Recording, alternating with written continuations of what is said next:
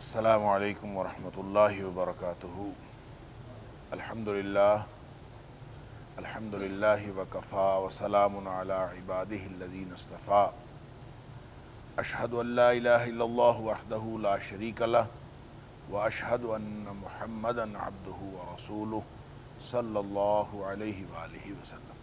اللہم صلی علی محمد وعلی آل محمد کما صلیت علی ابراہیم وعلی آل ابراہیم انک حمید مجید۔ اللہم بارک علی محمد وعلی آل محمد کما بارکت علی ابراہیم وعلی آل ابراہیم انک حمید مجید۔ اما بعد فاعوذ باللہ السمیع العلیم من الشیطان الرجیم من ہمزہ ونفخہ ونفثہ۔ بسم اللہ الرحمن الرحیم۔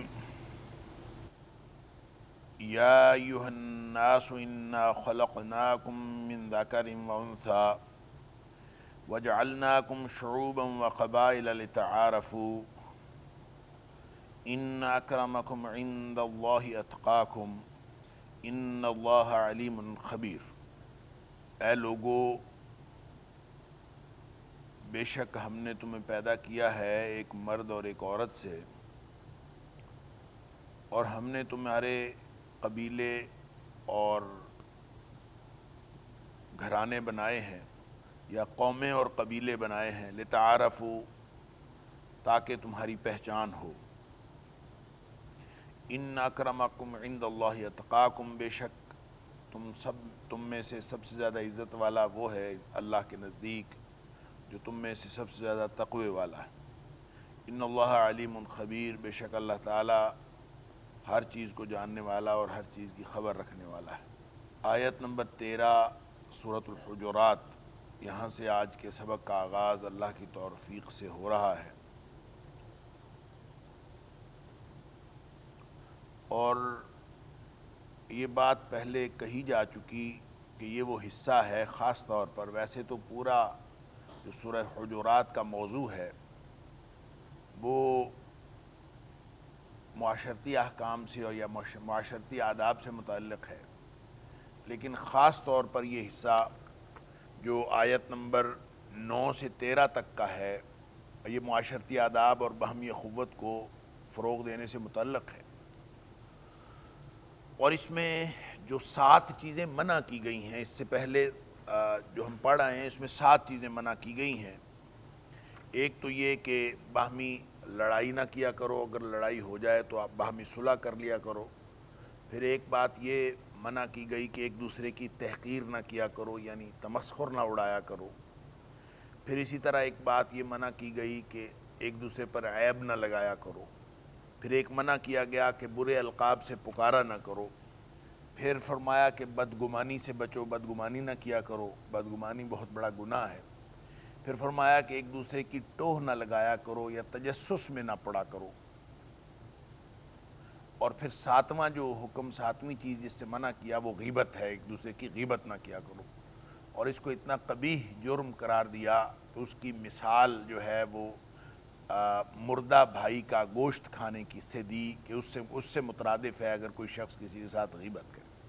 یہ ساری باتیں جن سے منع کیا گیا ہے، یہ دراصل ان چیزوں سے تعلق ہیں یا اس جذبے یا ان احساسات سے تعلق رکھتی ہے جو اس قبائلی نظام کے اندر مختلف قبائل دوسرے قبائل کے اوپر اپنی برتری جتاتے تھے یا فضیلت اور فوقیت سمجھتے تھے۔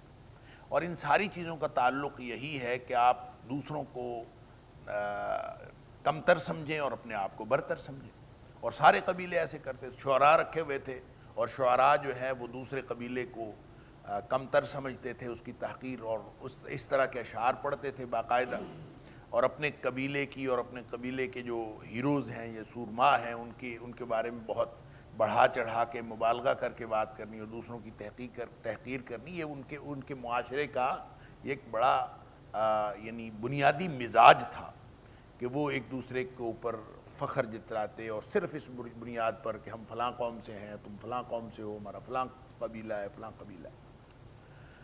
تو اس کے بارے میں اللہ کریم نے فرمایا ہے کائنات کے لوگوں، تمہیں ہم نے پیدا کیا ہے، اور پیدا بھی کیا ہے ایک مرد اور ایک عورت سے۔ اللہ اکبر! نسل تو ختم ہو گئی یہیں پہ، نسلی تفاخر اور نسلی امتیاز تو یہیں پہ ختم ہو گیا کہ تم سب کے والد اور والدہ ایک ہیں، بابا آدم اور اماں حوا، من ذکر و انثی، ایک مرد اور ایک عورت، اس سے تم سب پیدا ہوئے، لہٰذا ایک دوسرے کے اوپر فضیلت اور فوقیت کی ساری بنیادیں ختم ہو گئیں کہ پیچھے جا کے ہم سب کی لڑی ایک ہے۔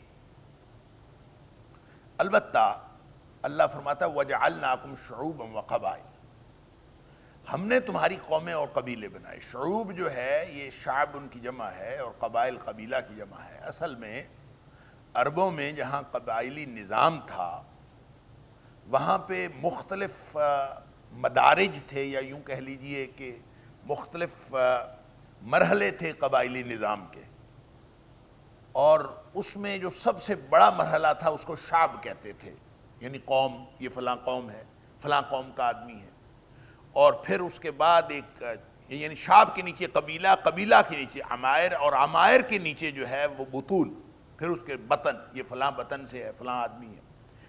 پھر اسی طرح ایک فصیلہ، ایک اور تقسیم ہے وہ فصیلہ کی ہے، مختلف فصائل ہوتے تھے، اور اسی طرح ایک عشیرہ کی ہے۔ اور یہ جو بعض لوگوں نے عشیرہ کو اس میں شامل نہیں کیا، اور فصیلہ سے پہلے ایک اور مرحلہ رکھا ہے، وہ ہے فخذ۔ فخذ اور فخوذ، یعنی بہت سارے فخوذ ہوتے تھے، لہٰذا ہیں یہ 7 درجے، اور مختلف لوگوں نے مختلف بتائے ہیں۔ میں نے جو ترتیب آپ کو بتائی ہے کہ شعب، قبیلہ، عمارہ، بطن، فصیلہ اور عشیرہ، یہ امام شوکانی نے فتح القدیر کے اندر لکھی ہے، اور یہ ترتیب۔ باقی اور چھوٹی موٹی ترتیبوں میں بعض اوقات مختلف اور اختلاف بھی رہتا ہے۔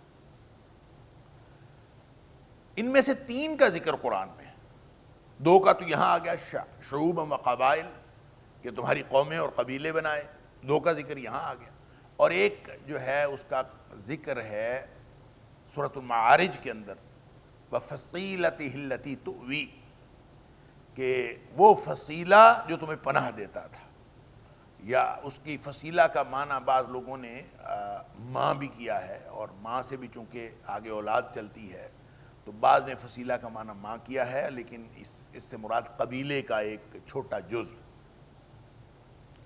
یہ سارے کس لیے ہیں؟ پہچان کے لیے۔ تعارف کا مطلب ہے، یہ باب تفاعل سے ہے، تاکہ تم ایک دوسرے کی پہچان کر سکو۔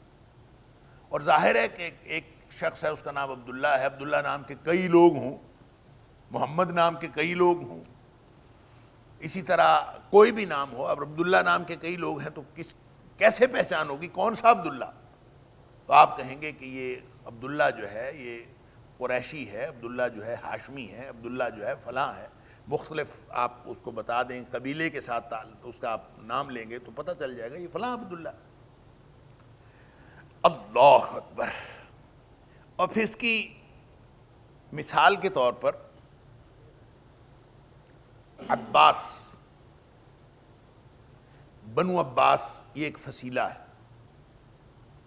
اور یہ کس سے ہے؟ یہ بنو ہاشم سے ہے، عباسی جو ہیں ہاشمی ہیں۔ اچھا، یہ ایک جو ہاشم ہے یہ فخوذ میں سے ہے، اور پھر اسی طرح بطون میں سے قصی ہے، اور پھر قریش جو ہے یہ عمارہ ہے، عمائر میں سے ہے، اور قبیلہ کنانہ ہے، اور شعب ان کا خزیمہ ہے۔ اب یہ خزیمہ، کنانہ، قریش، ہاشم اور پھر عباس، یہ قصی کے بعد ہاشم، اور ہاشم کے بعد یہ سارے گویا مدارج اور مراحل وہاں قبائلی نظام کے اندر موجود تھے۔ اس لیے اللہ کریم نے ان میں سے ایک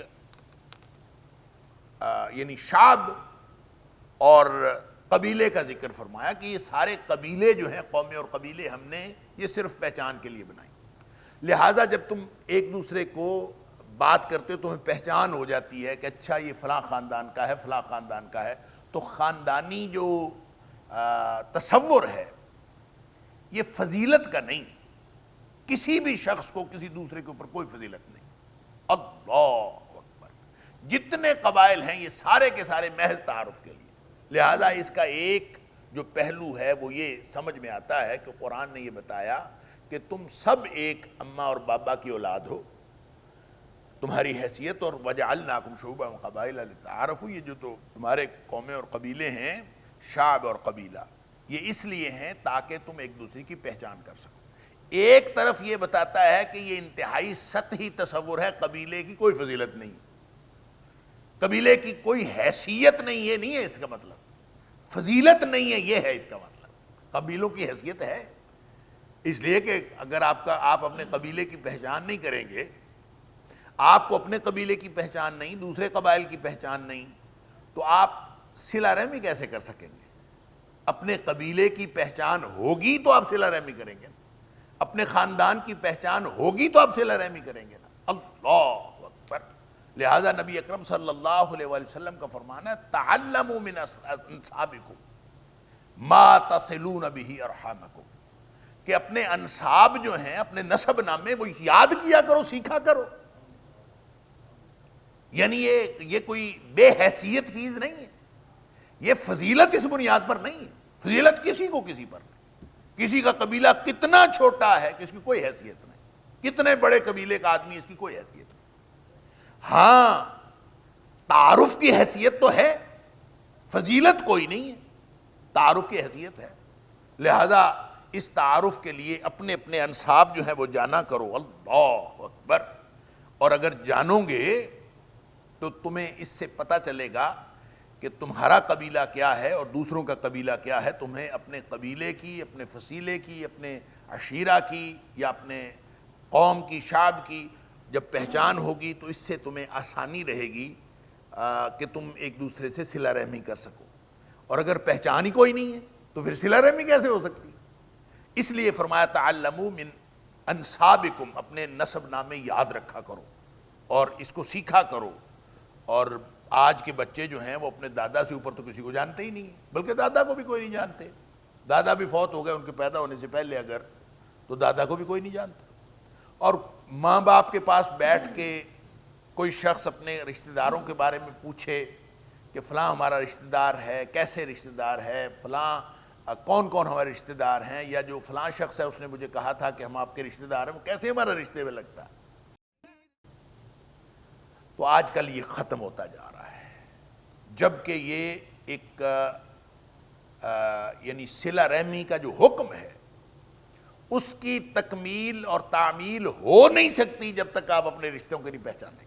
اللہ، اس لیے نبی پاک صلی اللہ علیہ وسلم فرمایا اپنے انساب یاد، اور جو عرب تھے وہ اپنے رشتے بڑے یاد رکھتے تھے، اپنے نسب نامے یاد رکھتے تھے، ان کو کئی پیڑھیوں تک اپنے نسب نامے یاد ہوتے تھے، ان کو معلوم ہوتا تھا کہ فلاں شخص جو ہمارا رشتہ دار ہے 8ویں پیڑھی میں جا کے ہمارا اس کا رشتہ ملتا ہے، 4تھی پیڑھی۔ آج بھی آپ دیکھتے ہیں کہ عربوں کے جو نسب نامے لکھے ہوئے ہیں تو وہاں آپ کو پتہ چل جاتا ہے کہ 4تھی پیڑھی میں، 8ویں پیڑھی میں، 6ٹھی پیڑھی میں یہ ایک ہو جاتے ہیں، اور اس لیے کہ ان کے نسب نامے محفوظ ہیں۔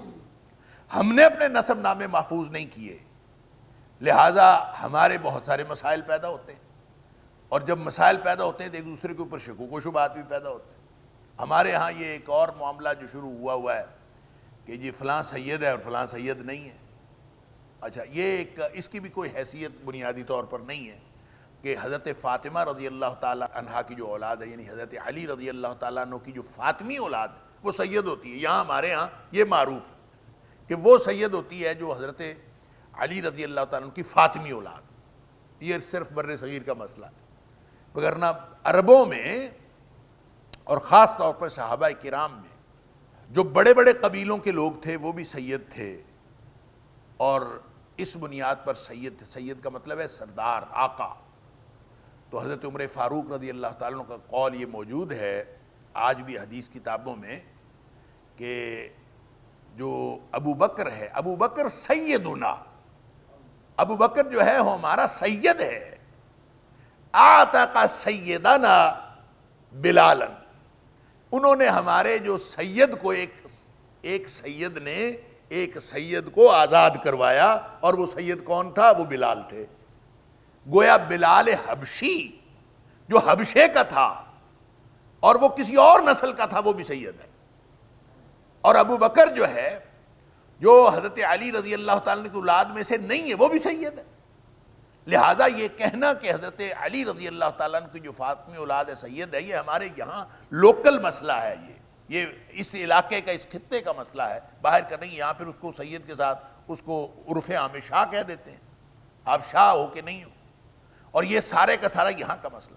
اور اس بات کی فضیلت و فوقیت اگر وہ فاطمی اولاد میں سے ہو، حضرت فاطمہ رضی اللہ تعالیٰ کی اولاد میں سے ہو، حضرت علی رضی اللہ تعالیٰ کی اولاد میں سے ہو، اور اگر وہ ان کے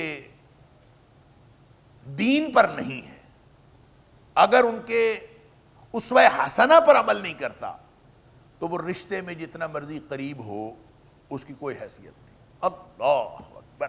حضرت نوح علیہ السلام کا ڈائریکٹ بیٹا تھا، ڈائریکٹ، بغیر کسی واسطے کے، یعنی ایسا پوتا پڑپوتا نیچے کی اولاد نہیں تھی. ہمارے یہاں پاکستان میں جو سید ملتے ہیں وہ اگر قریب ترین کوئی ہوگا تو وہ 32ویں نسل میں سے ہوگا، یا کوئی بہت قریب ہوگا تو 30ویں نسل میں سے ہوگا، اللہ کو معلوم ہے. لیکن جو ڈائریکٹ نبی کا بیٹا ہے وہ بھی جب نبی کے دین پر نہیں ہے تو نبی خود بھی اس کو بچا نہیں سکا. اللہ اکبر. اور وہ اقبال نے کہا تھا، باپ کا سبق اگر بیٹے کو نہ ازبر ہو، پھر پسر قابل میراث پدر کیوں کر ہو. کہ جو باپ کا سبق پڑھ کے چلتا ہے وہ بھی اس کی میراث کا وارث ہوتا ہے، اور جو اس پر نہیں جاتا اس کی کوئی حیثیت نہیں. صرف خونی رشتہ داری کو کوئی حیثیت، دین ہے اصل چیز. لہذا رشتہ داریوں میں یہ جو لتعارفوا فرمایا یہ انتہائی اہم ہے، فضیلت اس بنیاد پر نہیں ہے.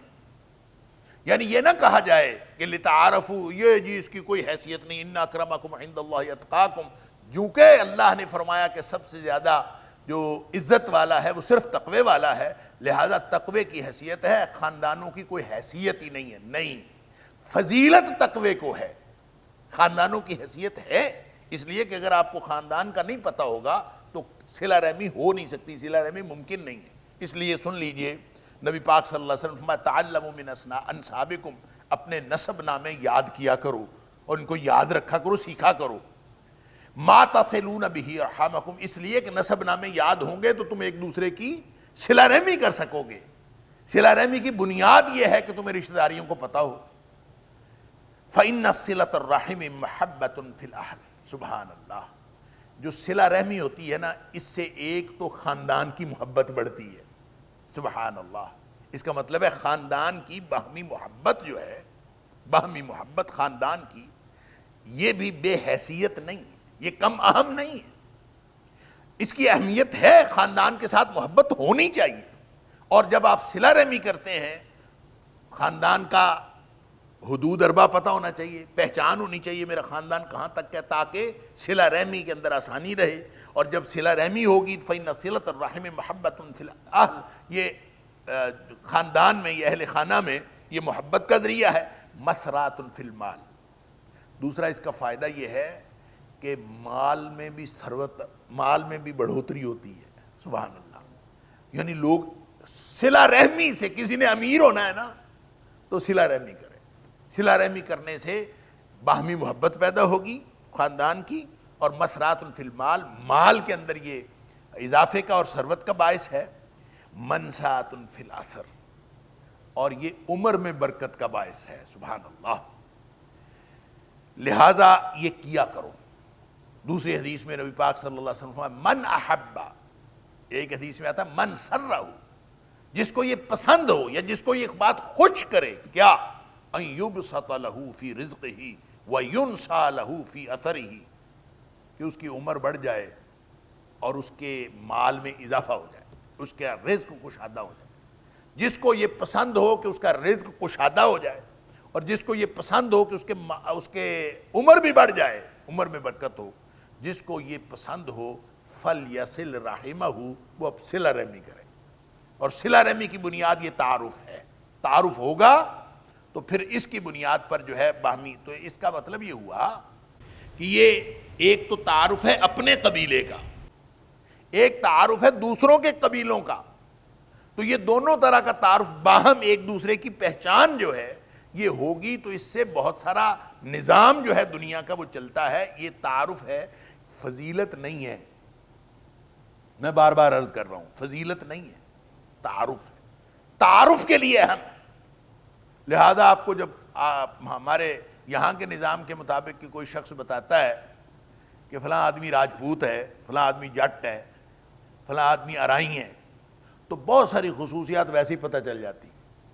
ارائی ایسے ہوتے ہیں، بہت ساری بنیادی خصوصیات ان کی، اور جٹ ایسے ہوتے ہیں، راجپوت جو ہیں یہ ایسے ہوتے ہیں. ہر ایک کی کوئی نہ کوئی خصوصیت معروف ہے، لوگوں کو معلوم ہوتی کہ فلاں خاندان اس طرح سے، اس کی بھی حیثیت، یہ کم اہم نہیں ہے. اب دیکھیں ایک بات تو یہ سمجھ آئی، میں ان اکرمکم عند اللہ اتقاکم کی طرف جانے سے پہلے میں یہ بات عرض کر لوں. رشتے کے اندر جو کفو ہے، رشتے میں کفو کا مطلب برابری. ایسے خواہ مخواہ کسی کا جو ہے وہ کسی کو کھونٹی سے باندھنا نہیں چاہیے، بلکہ برابری دیکھنی چاہیے کہ ان کی ذہنی ہم آہنگی ہوگی کہ نہیں. یہ ایک بات بڑی معروف، اور اس کے اوپر بہت زیادہ لکھا جاتا ہے، کفو کے اوپر بڑی بنیادیں بنائی جاتی.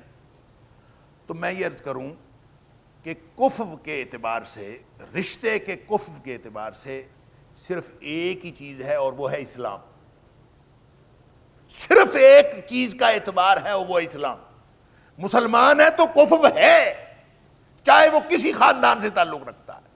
یہ نہیں ہے کہ وہ چھوٹے خاندان سے تعلق رکھتا ہے، وہ بڑے خاندان سے.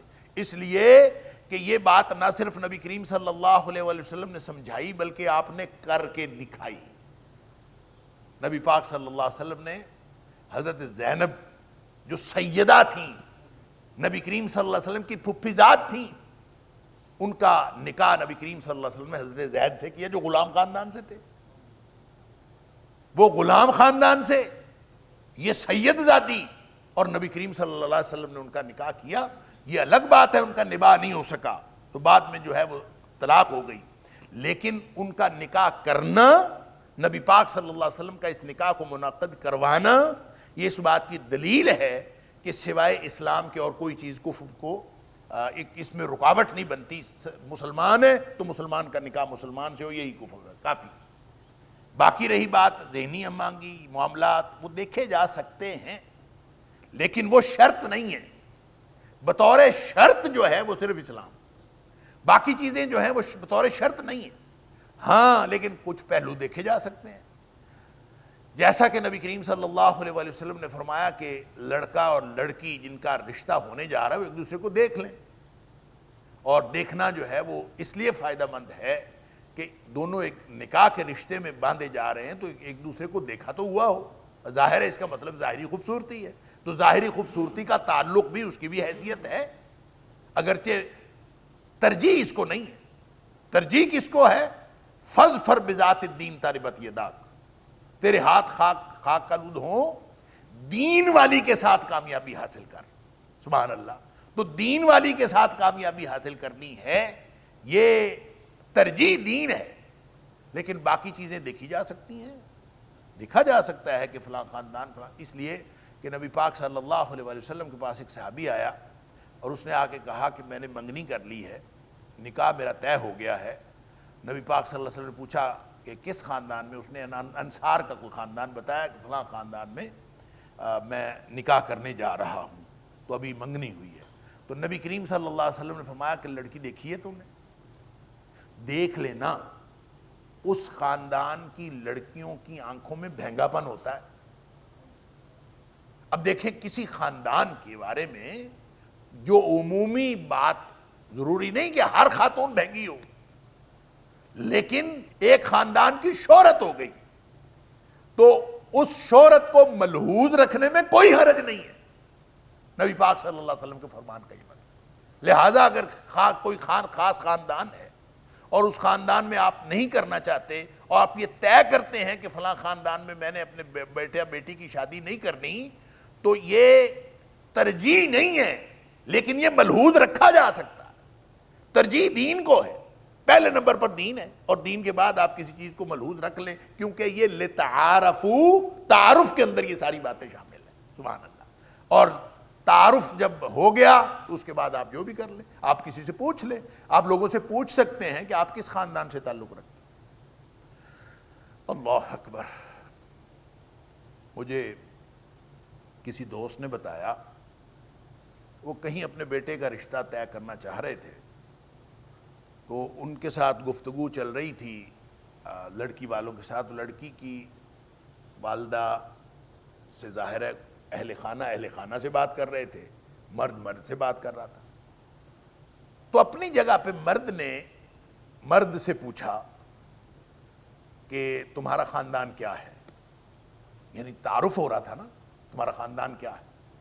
اور اسی طرح اہل خانہ نے اہل خانہ سے پوچھا کہ خاندان کیا ہے۔ تو وہ کہتے ہیں بعد میں جب ہم آپس میں نوٹس شیئر کیے تو اس نے کوئی اور خاندان بتایا، اس نے کوئی اور خاندان بتایا، کہ یعنی میاں بیوی جو ہیں آپس میں دونوں کو یا تو ان کو علم نہیں ہے، اس نے کوئی اور خاندان بتایا، اس نے کوئی اور خاندان بتایا، یا تو علم نہیں ہے، تو یا علم ہے اس کو چھپانا چاہ رہے ہیں، یا علم نہیں ہے، اس بنیاد پر غلط بیانی ہو گئی نہ جانے میں، اور یا پھر علم ہے اور دونوں چھپانا چاہ رہے ہیں، اس نے کچھ اور بات کر دی، اس نے کچھ اور بات کر دی، باہم نوٹس ہی شیئر نہیں کیے تھے۔ اب اگرچہ وہ بھلے آدمی ہوں، اگرچہ وہ بھلے لوگ ہوں، اگرچہ سب کچھ بہترین ہو، لیکن یہ بات جو ہے تعارف کی، اگر اہلیہ کوئی اور خاندان بتائے اور شوہر کوئی اور خاندان بتائے تو نتیجے میں جس نے رشتہ کرنا ہے وہ تو مشکوک ہو گیا، تعارف تو نہیں ہوا، تعارف تو یہ نہیں۔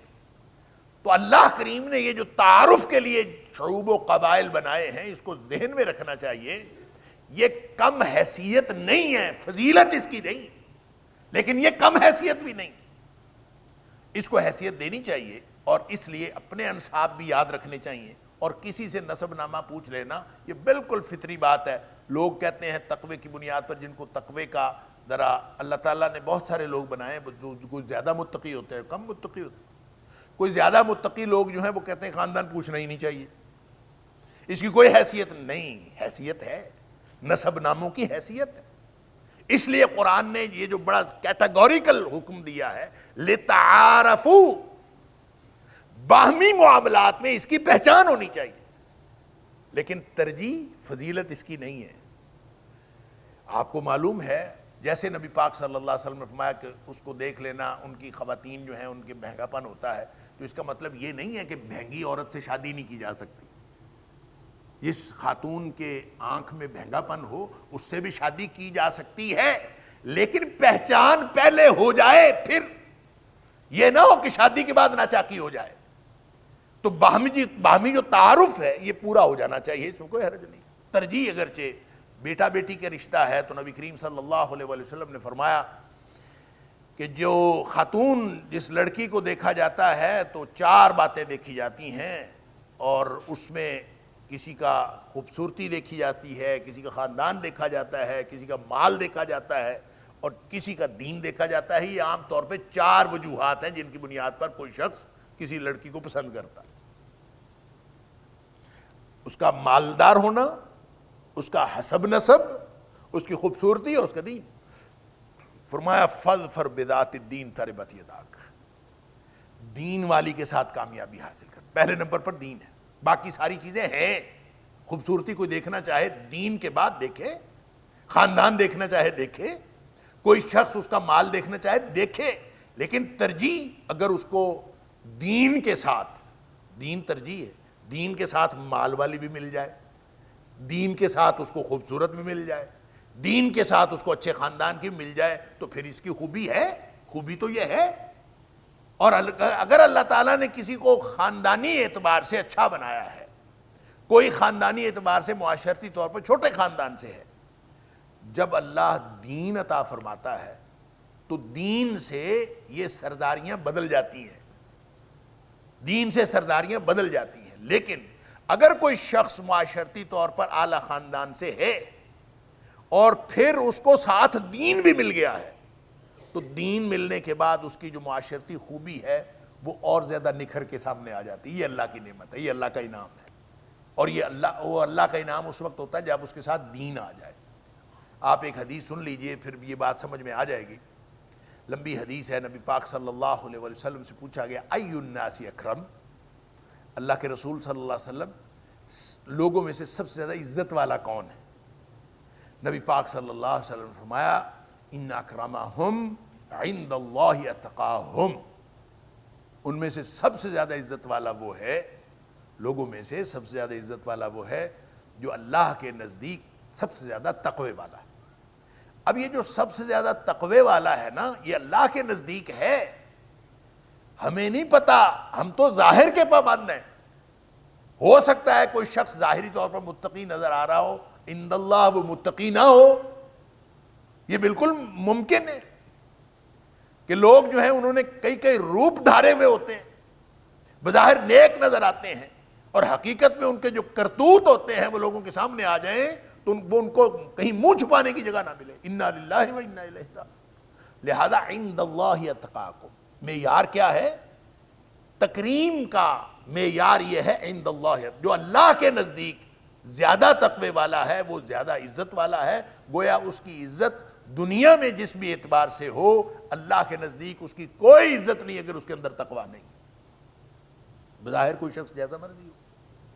تو ای الناس اکرم، لوگوں میں سے کون عزت والا ہے؟ فرمایا ان اکرمہم عند اللہ اتقاہم، لوگوں میں سے سب سے زیادہ عزت والا وہ ہے جو اللہ کے نزدیک ان میں سے سب سے زیادہ تقوی والا ہے۔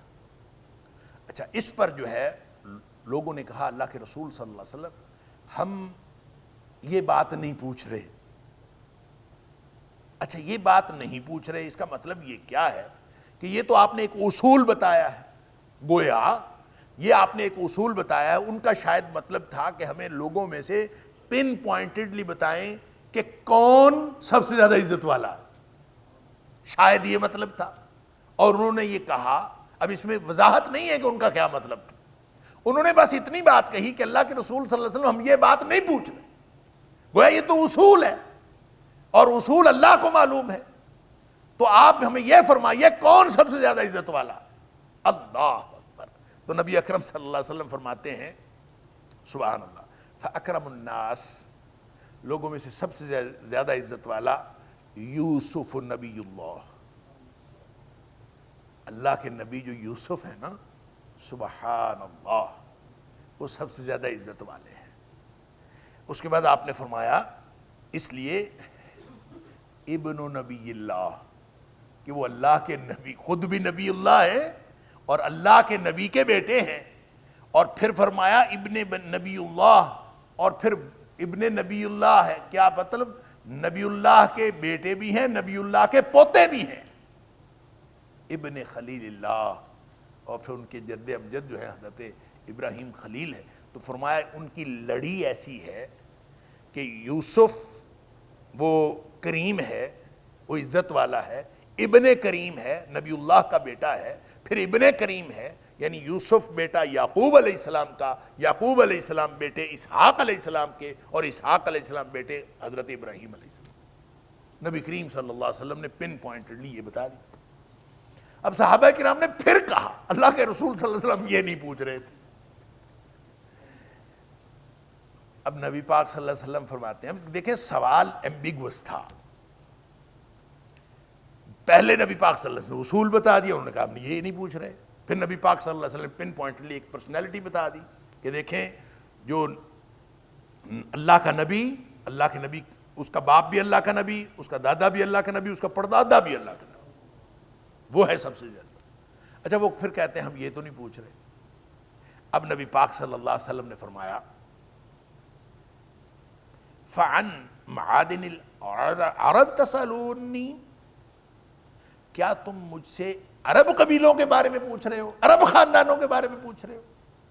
یعنی اگر پن پوائنٹڈلی پوچھا تھا، اگر اصول پوچھا تھا تو میں نے پہلے اصول بتا دیا، اگر تم نے پن پوائنٹڈلی کوئی پرسنالٹی پوچھی تھی میں نے وہ پرسنالٹی بتا دی۔ تو اب تمہارا کیا خیال ہے یہ جو عرب خاندان ہے یہاں کے جو موجود ہیں ان کے بارے میں پوچھ رہے ہو؟ وہ کہتے ہیں نعم، ہم ان کے بارے میں پوچھ رہے ہیں، ان میں سے بتاؤ، یہ جو عرب خاندانی سسٹم ہے ان میں سے بتاؤ کون سب سے زیادہ عزت والا۔ اللہ، ای الناس اکرم، لوگوں میں سے سوال یہ تھا ای الناس اکرم، لوگوں میں سے سب سے زیادہ عزت والا کون ہے، یہ سوال تھا۔ اللہ اکبر۔ تو اب نبی پاک صلی اللہ علیہ وسلم نے اصول بتایا، ان کی سمجھ میں بات نہیں آئی، انہوں نے کہا یہ تو نہیں پوچھ رہے تھے۔ نبی پاک صلی اللہ علیہ وسلم نے پن پوائنٹڈلی ایک پرسنالٹی بتائی، انہوں نے کہا یہ تو نہیں پوچھ رہے تھے۔ اب نبی پاک صلی اللہ علیہ وسلم نے ان سے سوال، یعنی جو آپ نے سمجھا، آپ نے پوچھا اچھا تم عربوں کے بارے میں پوچھ رہے ہو، عرب خاندانوں کے بارے میں؟ انہوں نے کہا ہاں ہم عرب خاندانوں کے بارے میں پوچھ رہے ہیں۔ اس پر پھر نبی پاک صلی اللہ علیہ وآلہ وسلم نے ایک اصول بیان فرمایا۔ آپ نے فرمایا فَخِيَارُكُمْ فِي الْجَاهِلِيَّةِ خِيَارُكُمْ فِي الْإِسْلَامِ اِذَا فَقِهُوا، جو جاہلیت میں بڑے تھے نا، یا جاہلیت میں اچھے تھے، یا جاہلیت میں بہتر تھے، وہ اسلام میں آ کے بھی بہتر ہیں اذا فقہوا، اگر وہ دین کی سمجھ حاصل کر لیں۔ شرط یہ ہے کہ وہ دین کی سمجھ حاصل کر لیں۔ نتیجہ یہ نکلا، وہ جو میں پہلے عرض کر رہا تھا، نتیجہ یہ نکلا کہ اگر کوئی شخص دین میں، تقوی میں بلندی حاصل کر لیتا ہے، تو جو اس کا اپنا دوسرا اعزاز ہے جو معاشرتی طور پر اس کو ملا ہوا ہے، کسی اعلیٰ خاندان سے ہے، کسی بڑے خاندان سے ہے، تو معاشرتی طور پر لوگ اس کو بڑا سمجھتے ہیں، تو وہ خوبی اس کے ساتھ ایڈ آن ہو جاتی ہے۔ یہ اللہ کا انعام ہے۔ خیارکم فی الجاہلیہ خیارکم فی الاسلام اذا فقہوا، جب وہ دین سمجھ لیں، دین میں خوبی پیدا کر لیں، تو پھر ان کا جو پچھلا سرداری والا مرتبہ ہے، جو بلندی والا مرتبہ ہے، جو اچھائی والا مرتبہ ہے، وہ ختم نہیں ہوتا، وہ ایک ایڈ آن ہو جاتا ہے، اور یہ اللہ کا انعام ہے۔ اس طرح کوئی بھی نعمت اللہ تعالیٰ کوئی کسی خاندان سے ہے، کسی کے گھر پیدا ہو گیا، یہ خوبی نہیں ہے جب تک دین کے ساتھ نہ شامل ہو۔ جب دین کے ساتھ شامل ہو جاتی تو یہ خوبی بن جاتی۔ لہذا آپ کہتے ہیں کہ فلاں خاندان سے ہے، یہ بڑا خاندان ہے۔ بڑا خاندان صرف ایک بنیاد پر ہو سکتا ہے، دین کی خدمت کے لیے۔ اگر کوئی خاندان دین کی خدمت کرتا تھا تو اس کی اگر کوئی اور خوبی ہے تو وہ بھی اس کے ساتھ شامل ہو جائے گی، اور یہ اللہ کا انعام ہے، یہ اللہ کی نعمت قرار پائے گی۔ وگرنہ جتنا مرضی بڑا سردار ہو، جو مرضی حیثیت رکھتا ہو، جس مرضی خاندان سے ہو، ابو جہل اور ابو لہب کتنے بڑے خاندان سے تھے، ان کی کیا حیثیت قرار پائی؟ تبت یدا ابی لہب، یہ حیثیت ہے ان کی کہ قرآن کے اندر ان کے اوپر لعنتیں ڈالی جا رہی۔ تو یہ خوبی تب شامل ہوتی ہے جب اس کو دین ساتھ شامل ہوتا ہے، تقوی ساتھ۔ ان اکرمکم عند اللہ اتقاکم، تم میں سے سب سے بہتر وہ ہے جو تقوی والا ہے۔ وگرنہ باقی جو سبحان اللہ باقی جو حیثیت ہے وہ کوئی حیثیت نہیں رکھتا۔ نبی پاک صلی اللہ علیہ وسلم کی وہ حدیث بھی آپ سب کے علم میں ہے، دہرا لیجئے اس موقع پر، جس میں نبی پاک صلی اللہ علیہ وسلم نے فرمایا یا ایھا الناس، الا خبردار ہو کے سنو، ان ربکم واحد، تمہارا رب بھی ایک ہے، وان اباکم واحد، تمہارا باپ بھی ایک۔ یہ ہے وہ خاندان والی، خلقناکم من ذکر و انثی، کہ اصل جو لڑی ہے وہ تو ایک ہی ہے سب کی۔ ان ربکم واحد وَإِنَّ أَلَا إِنَّ رَبَّكُمْ وَاحِدٌ وَإِنَّ أَبَاكُمْ وَاحِدٌ، اور پھر آپ صلی اللہ علیہ وسلم نے فرمایا أَلَا لَا فَضْلَ لِعَرَبِيٍّ عَلَىٰ عَجَمِيٍّ وَلَا لِعَجَمِيٍّ عَلَىٰ عَرَبِيٍّ، کسی عربی کو اجمی پر، کسی اجمی کو عربی پر کوئی فوقیت نہیں۔ وَلَا لِأَسْوَدَ عَلَىٰ أَحْمَرَ وَلَا لِأَحْمَرَ عَلَىٰ أَسْوَدَ، کسی گورے کو کالے پر، کسی کالے کو گورے پر کوئی فضیلت، لا فضل، کوئی فضیلت نہیں، الا بالتقوی، ہاں تقوی ہو تو پھر فضیلت ہے۔ بس یہ ہے، اگر پہلے گورا ہے، کوئی شخص گورا ہے، پھر وہ کسی اچھے خاندان سے ہے، پھر وہ سردار ہے، اس کو معاشرتی طور پر بہت اعلیٰ مرتبہ ملا ہوا ہے، اور اگر اس کے ساتھ دین اور تقوی مل جاتا ہے تو پھر باقی ساری نعمتیں بن جاتی ہیں، باقی ساری چیزیں اللہ کی نعمت بن جاتی ہیں، سبحان اللہ، پھر ایڈ آن ہو جاتا ہے۔ اور اگر باقی چیزیں جو ہیں وہ ہوں اور دین اور تقوی نہ ہو، پھر اس کی کوئی حیثیت نہیں، سبحان اللہ، لا فضل، بالکل کوئی فضیلت حیثیت نہیں۔ جب الا بالتقوی فرمایا، الا بالتقوی، غور فرما لیجئے اس حدیث کے اوپر، الا بالتقوی، ہاں تقوی ہو تو پھر یہ فضیلت ہے، تقوی ہو تو عربی کے پاس تقوی ہے تو عجمی کے اوپر فضیلت ہے، اور اگر عجمی کے پاس تقوی ہے تو اس کی فضیلت عربی کے اوپر ہے، علی ھذا القیاس۔ ان هذا القرآن يهدي للتي هي اقوم ويبشر المؤمنين الذين يعملون الصالحات ان لهم اجرا كبيرا۔